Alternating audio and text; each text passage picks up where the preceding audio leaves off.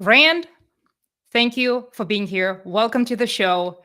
Tell our listeners and our audience who you are, what you do. I'm sure everybody knows you, but in case there's someone out there who has not heard, the floor is yours. Thank you, Nadia. No, appreciate you having me. I am the co-founder and CEO of SparkToro and Snack Bar Studio. SparkToro is in the audience research software space, and Snack Bar Studio is an indie video game developer. I'm also the author of a book called Lost and Founder, which is quite popular in sort of startup spaces, especially those folks who maybe are skeptical of VC. And I'm a frequent speaker at lots of marketing and entrepreneurship events, all over the world. Well, that's actually the book that I loved very much. As we talked about in the pre-show, I had to go back to that book because there were certain chapters there that spoke to me. And kind of to open this discussion and to set the stage, let's talk about like this concept of uncertainty that's I feel like it's over the marketing folks all the time. You talked about it back then when you were in the Moz space, Google changing algorithms, and you guys having to adjust all the time. I feel like if you're in technology, it's the name of the game. So with all of the recent change, like how should we think about it? How should we react to this change? How should we adapt? Like, what's your take? Which changes are we talking about particularly, Nadia? Because there's big overarching changes in sort of the technology world. There's changes in the marketing world. There's changes in the SEO world, which I'm less familiar with today because I don't do SEO, haven't done it for 7 years. But That's a fair question. It's the elephant in the room, like all the changes that AI brought and changed the world of digital marketing. I think the way web changed the world, the way personal computers changed the world. Now it's the world of AI, right? And us marketers trying to stay relevant and stay present and still having so many unknowns and having to teach others on our teams and communicate to our stakeholders in the business. Like how should we react to this AI everywhere change? How should we maybe adjust to how we did things in the past? I know this opinion is unpopular, but I'm deeply skeptical that AI has changed all that much. Really? Do tell. Show me what it's changed, right? Here's a good example. The number of Google searches on average performed by searchers in the United States, which is one of the most AI adopting countries in the world. Has that gone down? No, it has not, right? The data shows that, nope, people are not replacing their search behavior with AI. How about the number of pages that they browse on Pinterest? No, not really. Are they still browsing Reddit? Are they still posting to Threads and Blue Sky and Facebook? And, are people who read Hacker News still reading Hacker News? Or, supposedly all these things should be dying and AI should be replacing them. And like the way we do everything should be changing. I don't see it. It's not there. Here's one of those headlines, right? Like the people that proclaim death to this, that, and many other things. Like I actually had a slide at one point, the death to everything that's marketing related. There was someone who was speaking on the topic of death to this, death to that, right? So one of these, I'm sure everybody has seen it. Death to SEO. Whatever you did yesterday, forget about that. It's a new world. Figure out how you can replace SEO with fill in the blank. Sure. Look, I don't see it and I don't believe it. And I think that almost all the time when I see people say AI has changed everything, it's completely changed the game, where it has definitely absolutely changed the game is in media hype. So if you want to get mentioned in the media, talked about in the tech press, it's very difficult to do that unless you're doing something with AI. Like I think journalists and reporters and publications and blogs and webinar hosts and podcasts, they want to talk about this. Whether it's a real thing or not, they want to talk about it. That I think is fundamentally different from, for example, the crazy hype that we had around NFTs or Web3 or blockchain or crypto, where yes, there were pockets where that was overwhelming, but not to the degree that AI is. What I have a hard time finding is where it has changed real user and usage behavior. And to me, that's the thing that, at least in the marketing universe, we care about. I don't care what the media is hyping much, unless I need to be included in there. But I do care deeply about when users start to change their behavior. So for example, I think the largest change by far in the digital marketing universe is not AI, not even close to AI. I think the biggest changes are the rise of zero-click everything, which is essentially Google keeping people on Google. They've been doing that for a long time. The AI overviews have only increased that a tiny bit, not nearly as much as they increased between, say, 2016 and 2020. So, again, right, like the rate of change I think that people perceive with AI is primarily hype. The real changes I think are hidden by this AI hype. So in addition to the rise of zero-click everything, I think the death or increased challenge of marketing attribution is a huge one that is not getting nearly enough discussion, especially outside of paid channels. In paid channels, attribution definitely still possible. Obviously, all the platforms have a vested interest in making sure they provide you with data. But outside of paid channels, you could do some clever things in 2014. In 2025, you cannot do diddly squat. There is almost nothing you can do to track. A ton of platforms are stripping referral data. The rise of privacy blockers and ad blockers and privacy laws and multi-device usage and a million other things are making any of those kinds of tracking and attribution just folly. I also think that there's a huge change in the digital marketing universe that is happening as a result of what I'm going to say is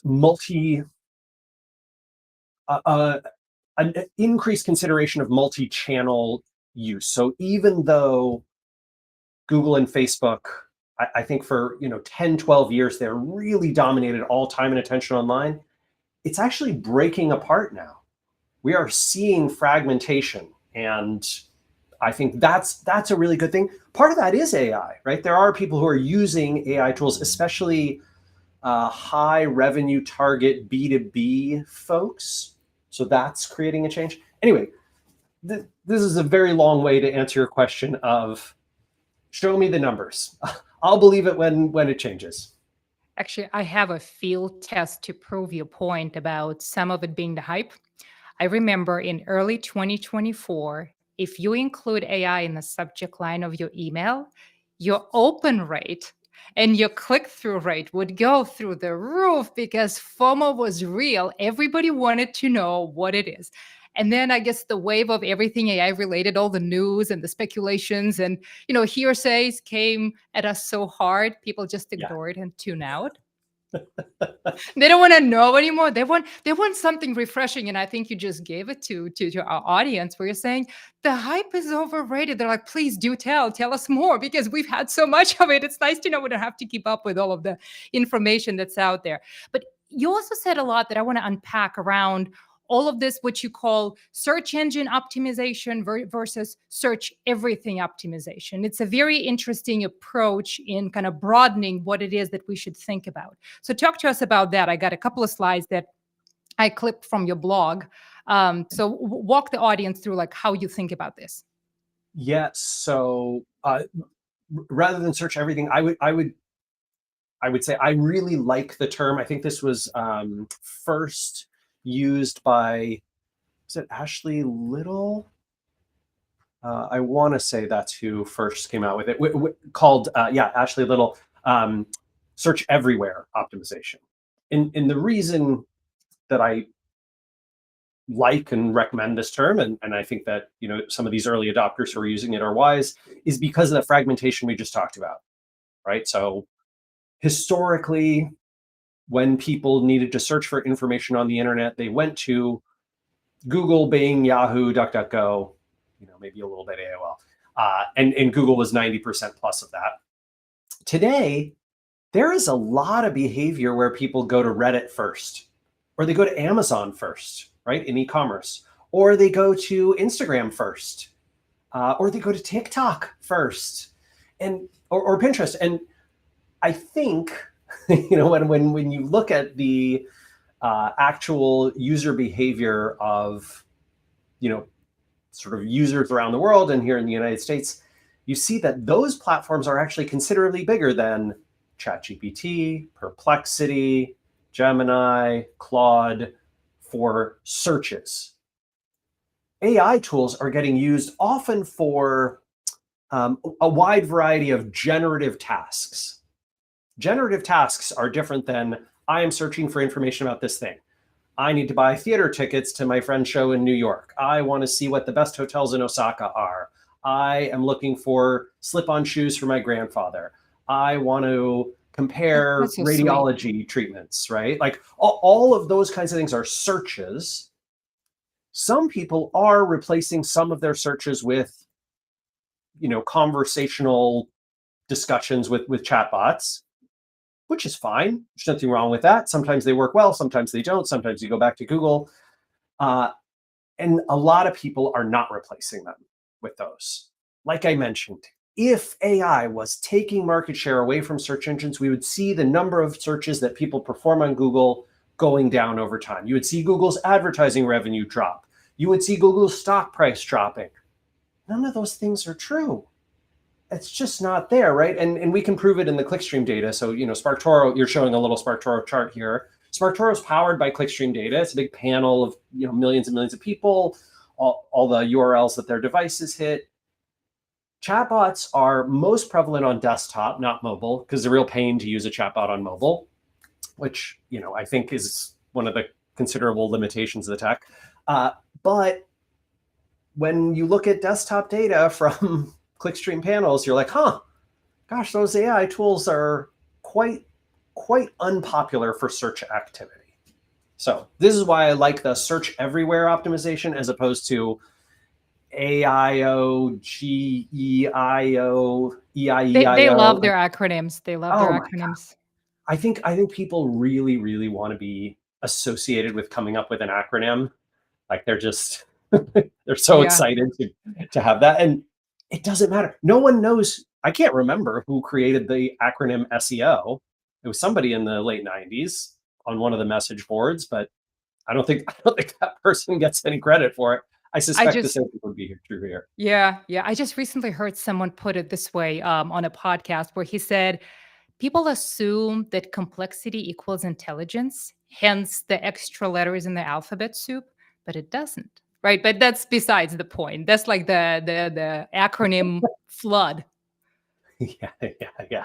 I Um, mean, I would just say this: if no matter what you call it, if you love AIO or generative optimization or whatever phrase, I don't care. That's great. If it works for you, if you're marketing it well, if it's brandable for you, go for it. Don't let me stop you. Who cares what I think? But I would strongly recommend that if you are helping people be found in AI search engines or AI chatbots and search engines, you also just consider the fact that many of those activities are taking place in these other places: Amazon, Reddit, Facebook, Instagram, LinkedIn, TikTok, et cetera, et cetera. So I think what you said, as far as the size difference and influence and authority between the traditional, and I'll call them traditional platforms because they've just been around for longer, right? Versus the new and coming AI tools, Chat GPT, Gemini, all of them included. I actually have some stuff, since we are theming this after Hitchhiker's Guide to the Universe, right? Mostly harmless data is the logo. So we have to show people some data. So I got some screenshots that are interesting as far as the authority sources that power all of these different AI tools. So you look at Mhm. ChatGPT, and Wikipedia is number one. I even went and looked how to create a Wikipedia page. Turns out it's harder than you might assume. But if Oh, that's yeah. where chat is getting its information from, right? Then you have your Reddit, to your point. Then you have your Forbes. So for chat, those three are the top. Then we have Perplexity, and Perplexity looks at Reddit the most. So now the question becomes, do I need to hire a person to manage Reddit and to have a Reddit channel, right? Like, depending on where your audience hangs out. And I'm sure you have the Right. better Yeah. answer to that question. The last one I will flash here, it's the Google authority sources, right? That is more distributed, where you have YouTube. Ta-da! YouTube is owned by Google, right? Reddit is also there. And then you have Quora, which is also a community space, information sharing, right? So, like, I'm curious what your take on this is, because I think it aligns very much with what you were talking about. Like, you got to know where your people hang out and you got to be present there. But how do we work it into our traditional marketing workflows? Are we back to this third party channel game that we were so enamored with in like the mid 2010s? Gosh, I think a marketer's job at the high level is to identify the correct audiences that the business needs to serve, find the places that they pay attention and the messages that resonate with them, and then spread those messages in those places where they pay attention, in the right ways and at the right time. And that's been marketing for 300 years, and it will be marketing for another 300 years. That's good marketing. Yeah, I mean, it's fundamental marketing, right? I think we did have this little blip of time where, for better or worse, a lot of marketing was put keywords in title tags and worry about making sure that you got lots of links from places on the internet, some of them sketchy. Those days, I think, are ending. And to the degree that AI is changing things and making these authoritative sources more important, I would say that is changing marketers' behavior as a result of adoption of AI. And everybody's adopting AI on the back end.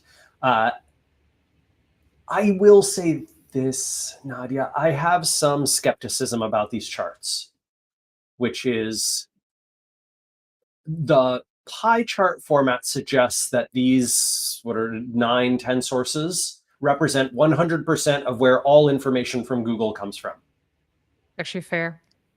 There's no way that's true, right? That's fair. There are definitely another 2 to 500 million sources that are small, potentially smaller than these ones, that should also be in the pie chart. That would make a very hard to read pie chart, but it would be more accurate. The same thing is true for ChatGPT. ChatGPT, for example, we know from lawsuits that ChatGPT crawled tens of millions of books. Like they write in Hachette, and all the publishers are suing them for essentially, taking these books without permission, copying them, indexing them, doing OCR, and then using that in their indices. Those books are sources for all of this stuff. In fact, I think Lost and Founder, my book, Geraldine's book, If You Can't Take the Heat, like those books are part of the lawsuit. So we got, we got a little notification like, hey, ChatGPT stole your shit. Do you want to be part of this lawsuit? Yeah, for $15 compensation that will come your way if you're part of this, right? I doubt it's 15 cents, right? But it's one of those things where I would be cautious about presenting data this way, and I would be cautious about thinking about things this way. Wikipedia may indeed be a notable influence on ChatGPT, but it's very hard to influence. Reddit is much easier to influence and generally more temporally quick. So look, there's experts in this space who understand this way better than I do and who spend all day helping people get into these places.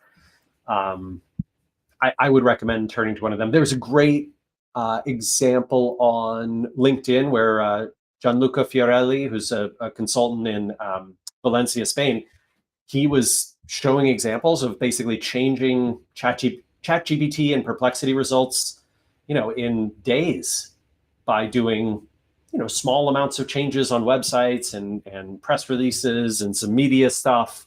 Very impressive. I love the healthy skepticism that you add to all of this. So, for all it's worth, if our audience walks away from this session like totally thinking that graphs and charts should not be trusted, at least they will take back home that healthy degree of skepticism, of trust by verify. And I think it is so important because everybody thinks you put the numbers in front of someone and it becomes the ultimate truth. We're asking questions and validating that. That's where the actual, I guess, prowess of marketing is, right? And this is why, when I create visuals and graphics, when I present numbers and do research, I take that responsibility very seriously. That's not to say I don't make mistakes. I've made them in the past. I've had to update things, but I worry a lot about presenting data in a format that misleads people into thinking something is true that is not true. Yeah, which I think is that valuable storytelling part behind the data. And I think the whole concept of data literacy comes from that, and data leadership, explaining to people what this means, even though the first take on what you see may lead you to believe X, but in reality it's Y, because you should think about whatever it is. That's why I love that graphic. Don't panic. Don't panic. This is not the ultimate reality, right? We're just dissecting what's out there and challenging the general notions. So let me move forward. And I got another graph for you since we're just poking holes at graphs and charts.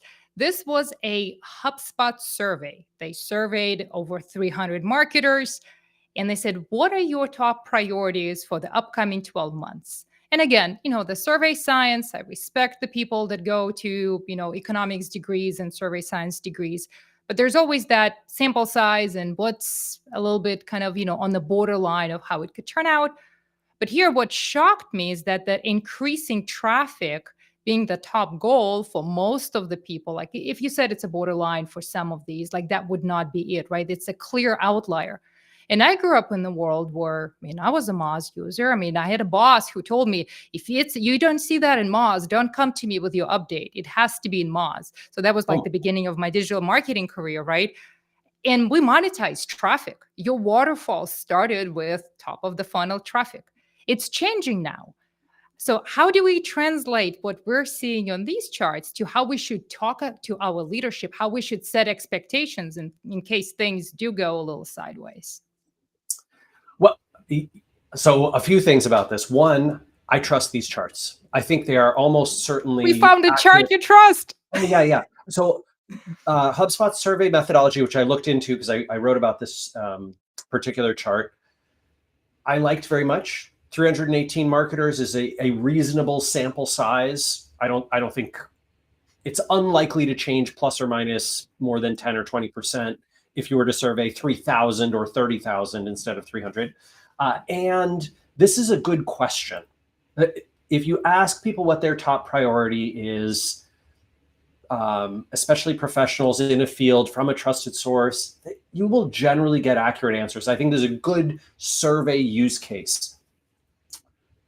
I am very frustrated with the results. The results to me suggest a lot of people who are not paying attention to what's going on in the field, or they are paying attention, but their bosses, their teams, their clients, if they're agency side, their leadership is out of touch.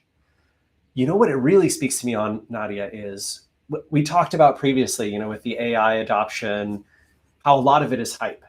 This is a fantastic example of a very smart, educated, thoughtful, motivated, incentivized, financially incentivized group of people not changing their behavior in the face of overwhelming change.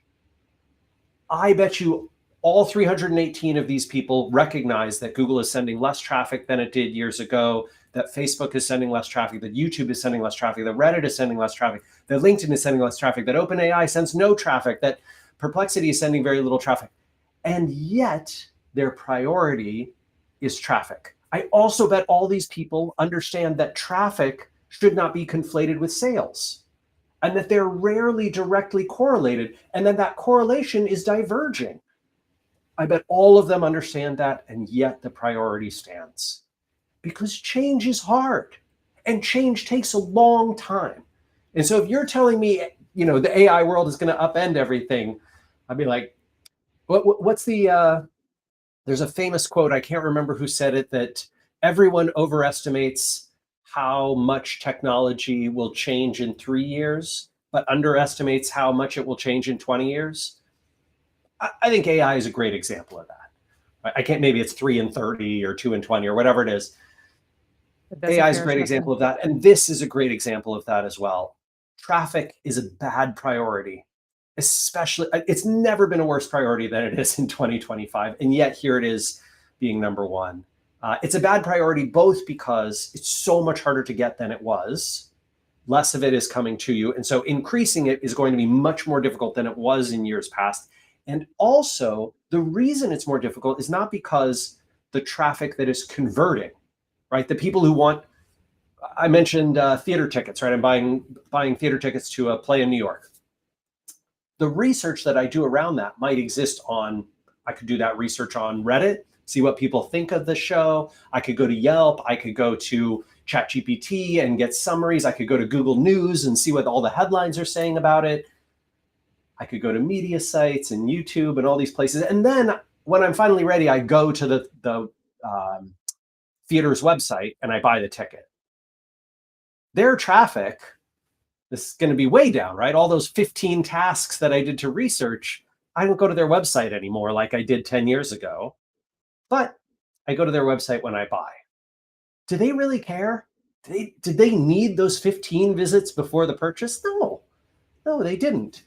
How they influence that purchase is very different. And this chart tells the story that marketers haven't caught up to that reality yet. That's what bothers me. And I wonder if this is showing the way it does because of the technological complexities of what it is that you can measure at scale. And we're talking something that's measuring for you. You're not pulling manually graphs or spreadsheets, right? And try to sandwich Right. things together. Like that's the reality that, CaliberMind sees a lot. But, as a marketer, I could totally see where you have to settle for less. But because there's continuity in how you present it to your leadership, something is tracking it for you. And also, when you think about senior leadership, they're less prone to kind of adjust to change as quickly as, say, boots on the ground, because boots on the ground spend more time listening to thought leadership and, exposed to all of the things. If you're in leadership, you're thinking processes, you're thinking people, you're thinking investments for your company. You're not thinking technology. You're just thinking, how can I have this stable process? And measuring traffic is one of those things that you've always done. And now your, doers, your tacticians come to you and saying, we're going to measure this. And I'm like, yeah, sure. That makes total sense. So it's almost like the challenge in what you have on the tools you're working with versus being able to imagine how you tell the story if this was not your number one measurement, right? I think that addiction to metrics, especially addiction to a particular kind of historic metric, because I'm going to throw CFOs under the bus because I kind of think they mostly deserve it, that they're very resistant to change. They take a long time to wrap their minds around the ecosystem is changing, the world of the web is changing. As a result, I should be updating how I think about where we reach the people who we need to influence and how we should nudge them to become buyers. I think they're also, unfortunately, very hesitant to make investments into product that usually have outputs. I think they're hesitant to do experimentation in product and marketing, which tend to have good outputs if you find the right one. And they're hesitant to change any of the metrics that they view in their dashboard. That hesitancy, I hope, will mean that some very clever, creative, upstart marketers and companies and brands are able to overtake and win over some of those folks who are sort of stuck in history. And to their defense, I've worked in insurance industry, I've worked in healthcare industry, I've worked in finance industry. Those are conservative industries. Just because that's the nature of their business. Conservative and stable is good. Change is bad. So we don't like change no matter what shape it comes in, right? But to your point, yes, whatever frameworks you grew up on, whatever you have experienced for so many years, it's hard to change them. And yet that's the only thing that you know. So you request of others to follow the same framework. Yeah. Well, I think hesitancy to change in changing environments is a sign of unthoughtful thinking. It is. I love it. I think we use the word conservative to refer to it because it's an approach that conserves, but in fact, that conservation at the core of conservatism is actually just loss. You're merely losing out to to a future that is changing And by, technology is the industry where that manifests itself every day. That's true. well said. So, just like that, we waltz into this question of digital marketing in the age of AI. I mean, in my LinkedIn echo chamber, I'm sure we all have those echo chambers, right? Even my husband called me out on that. He said, if you say AI one more time, you will not be allowed to talk in the car. But that's the world that I live in. I'm sure a lot of digital marketers live in this world, right? So if we go back to like your advice, as far as how do we wrap our mind around search everywhere optimization, I think I clipped that from your blog as well. And I loved it that ABC 1, 2, 3 kind of easy things to remember. Talk us through like that, those best practices, given we discussed all of the change in all the places. Right. So, my understanding of the broader digital marketing space is that as people fragment their behavior toward AI tools inside of traditional search engines, but staying inside them and using the various tabs in there, toward these social networks and content networks where they're going, it means that fundamentally what used to be true in the world of like old school SEO, where if I move from position number 3 in Google's rankings to position number 1, my traffic will double and I'll get more conversions as a result of that. Maybe not double the conversions, because traffic and conversions, as we know, are not directly correlated. We should change that. We should change the whole way that we think about doing digital marketing, and I think SEO potentially, although like I said, I'm not deep in that field, but I would argue if you want to influence your audience in the places they pay attention, you should focus on changing their behavior, nudging their behavior, rather than increasing rankings. Nudging behavior means recognizing that to sell theater tickets, ranking higher for best New York theater plays, whatever, is not nearly as effective as having a play that gets outstanding critic and audience reviews that lots of people write about and talk about, making something people want to talk about, making something people have an incentive to talk about because it's novel, because it's strange, because it taps into emotions, because it calls back to something nostalgic.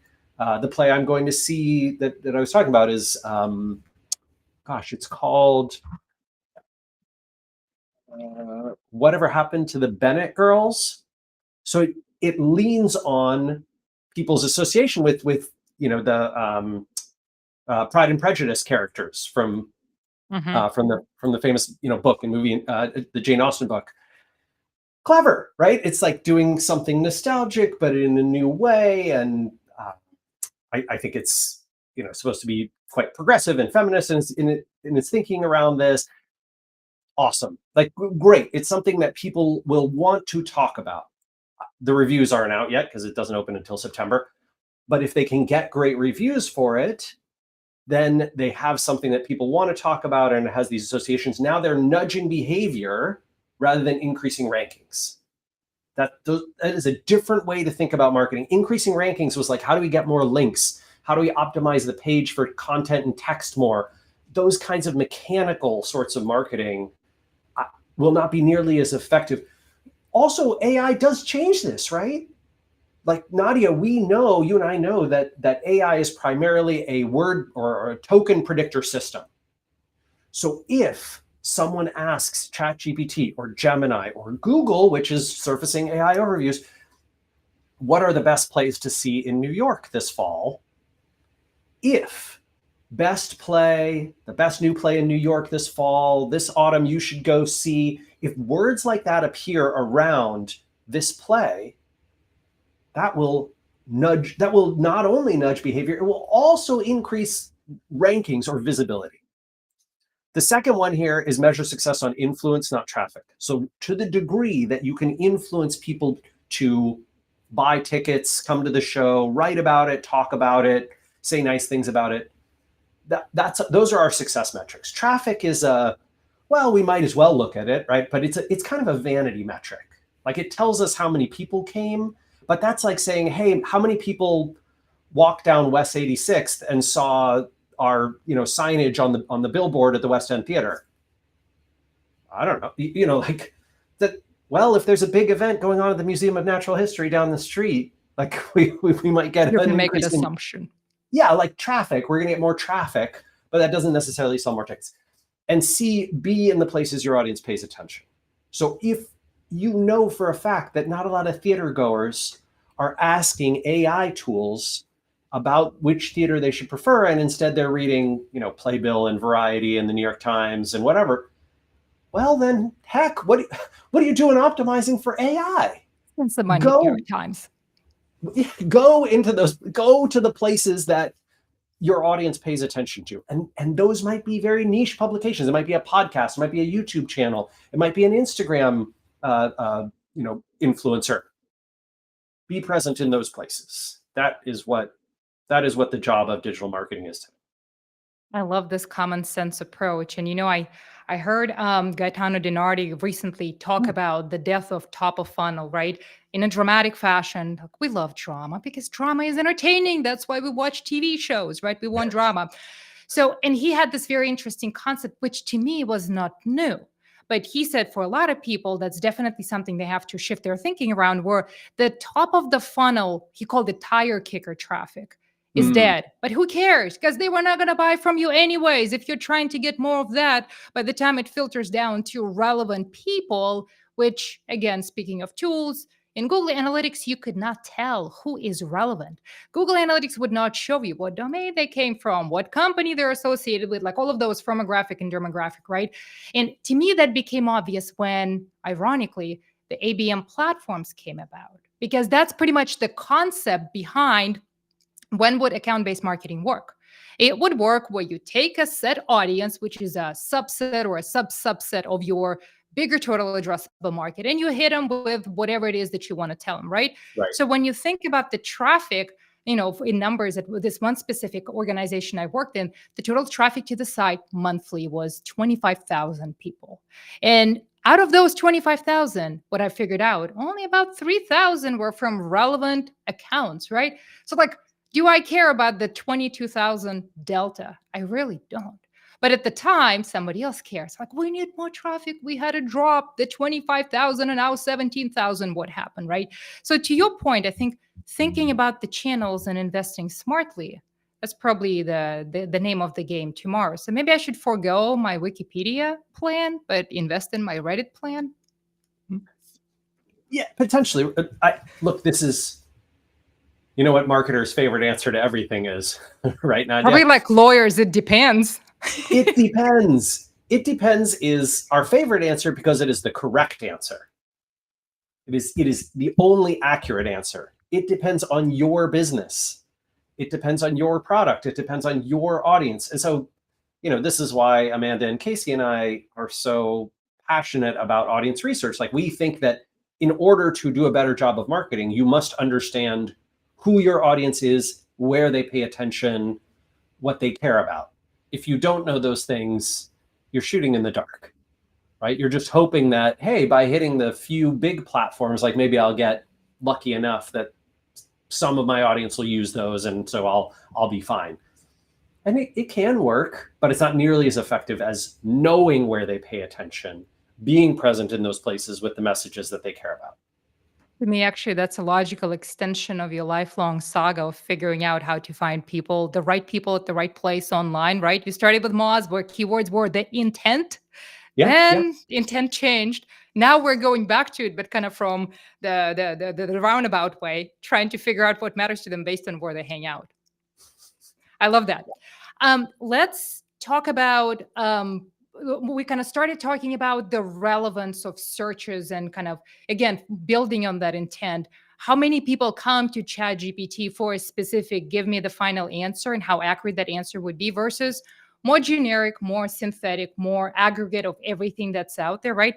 And to me, this chart was interesting where it said, when you compare informational searches, and here they reference SparkToro, so maybe this data came from you guys in some fashion.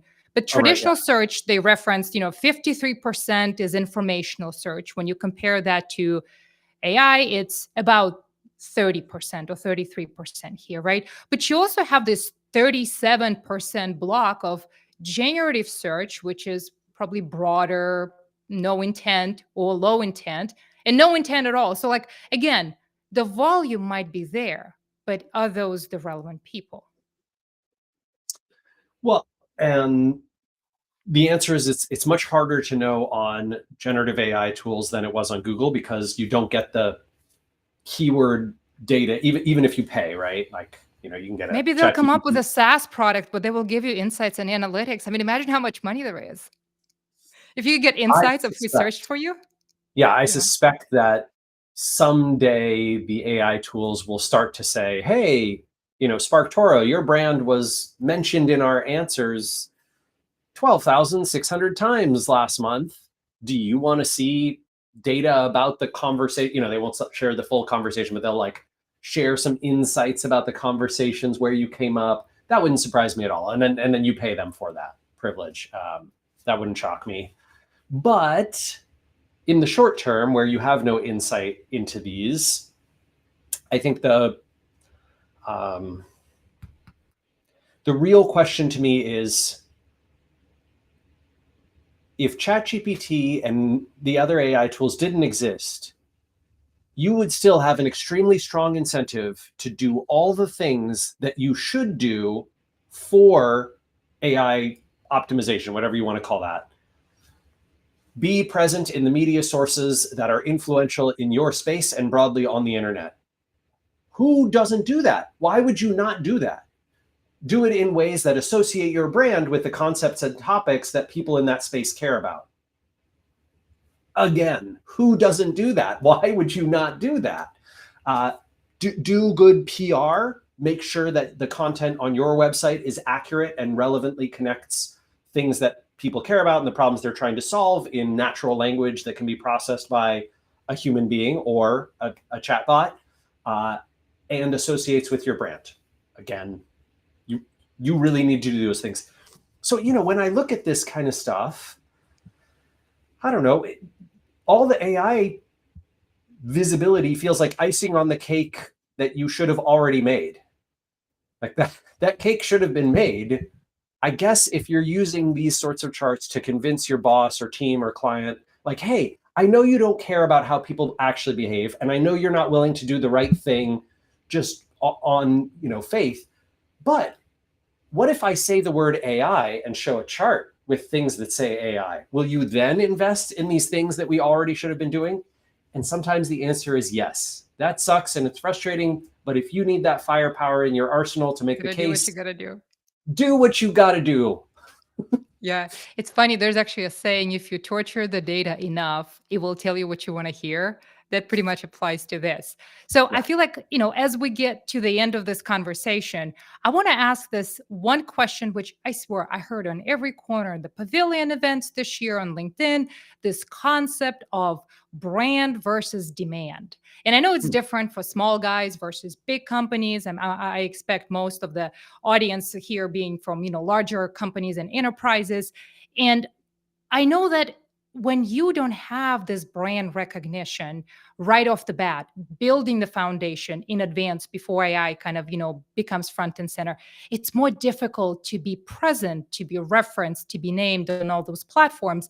But at the same time, once you have that big brand, in the past it was the domain authority and the rankings and all of those things. Well, now that changes too. So when we think about brand versus demand and trying to explain the investments in brand, I know that's something that you kind of struggled with, those growth hacks, right? In your book, you had an example of opening a $1 per month Moz subscription and running an email campaign, which yielded amazing results, but it was so hard to replicate it. I feel like sometimes finding those growth hacks, which right now it's all about the brand, and yet at the same time, companies measure you on revenue. What are your thoughts around this? Brand versus Uh, demand. let's see. So I I don't like building companies or brands for short term over long term gain, and I don't particularly love incentive structures that require you to show short term gains. When I was a venture backed company, when we needed to raise our next round of funding, you had to show that the hockey stick chart. I hate that expression so much, and I think people Up who and still to the think that, right, up and to the right, right? yeah, well, up and to the right, they're not interested in, right? Up and to the right is a bad sign.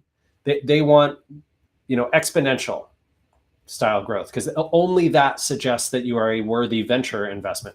And so as a result, we would do short-term hacky things to try and show a hockey stick-like curve in our numbers.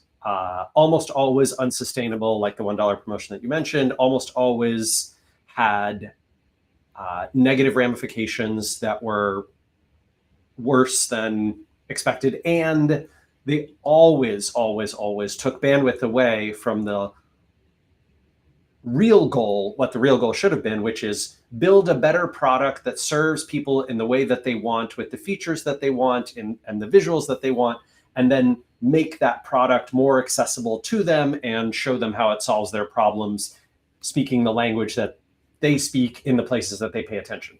That should have been our job, but instead we were coming up with hacky baloney, right, to try and show numbers to VCs. And I suspect ChatGPT is doing similar things, unfortunately, right now because of their requirements. So my recommendation would be, no matter who you are, no matter when it is, long-term brand building over short-term demand growth is always the right trade-off. Amen to that. Chasing the bottom of the funnel, I think that's the expression that also starts surfacing in places here and there. It only gets you so far and for so long.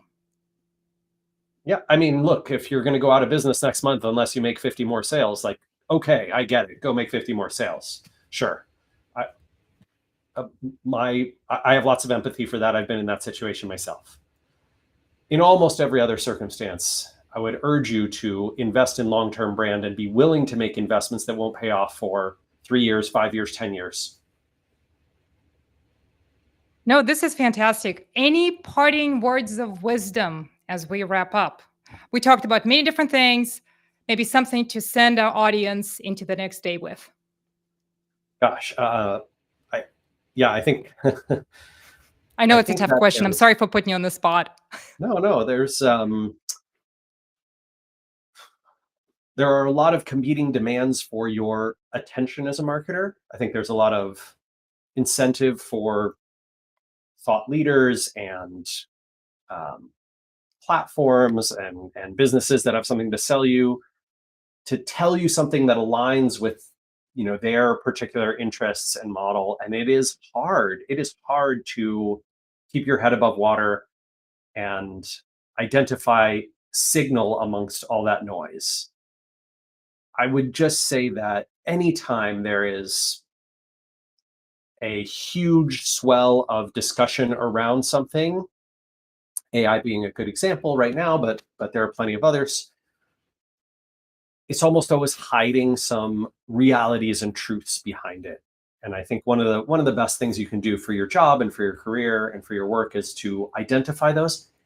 And also, all these things we talk about today, and this one, it's our job as marketers to sell our leadership teams on this. So if you're listening, to Nadia and I chatting about this stuff and going like, yeah, that's great. I believe you. I know this is true, but I can't convince my boss, CFO, client, whoever. I have terrible news. That is our job. Our job is to convince those people. It's your job to make that case and present it in a way that will make them listen and pay attention. Putting our heads in the sand and saying, well, I did what I could. This is a leadership team problem. I think that's passing the buck in the wrong direction. That's fantastic. That's fantastic. Thank you so much, Rand. It was a pleasure to have you on the show. I'll definitely continue following you. Thank you. My pleasure, Nadia. Thanks for having me. Take care. All right.